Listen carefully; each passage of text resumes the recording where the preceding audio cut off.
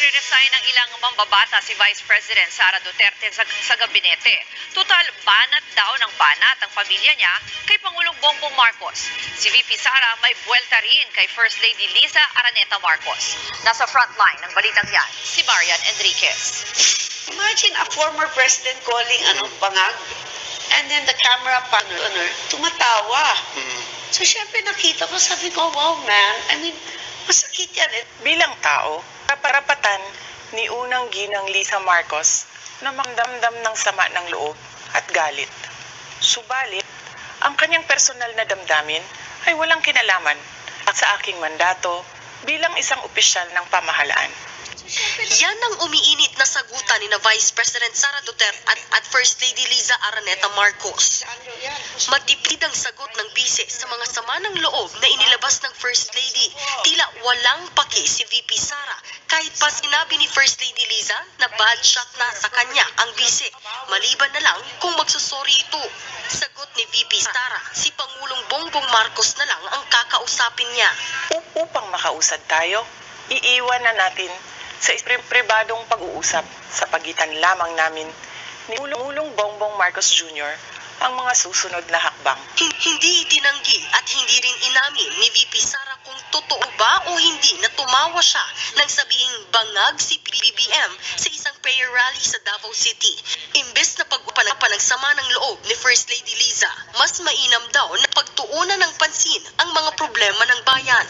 Patupad ang pagtaas ng presyo ng pagkain at iba pang mga bilihin. Nagbabadya rin ang kakulangan ng supply ng tubig at kuryente, habang talamak na naman ang ipinagbabawal na droga.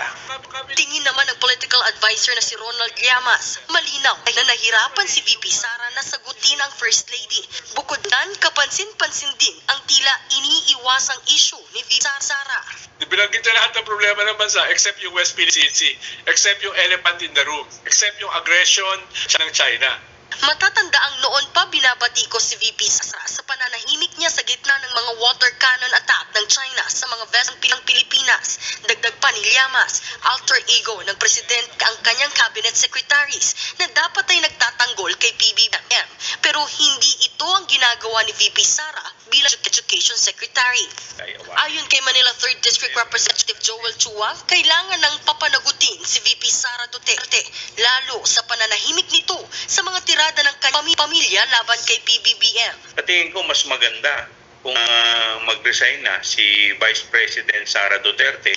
So ano pa po ang point para po ipagpatuloy na? Napakahirap po niyan, part po siya ng official family, and yet yung pamilya niya binabanan ng presidente. Para naman kay ACT Teachers Party List Representative Franz Castro, hindi qualified si VP Sara para maging kalihim ng Department of Education.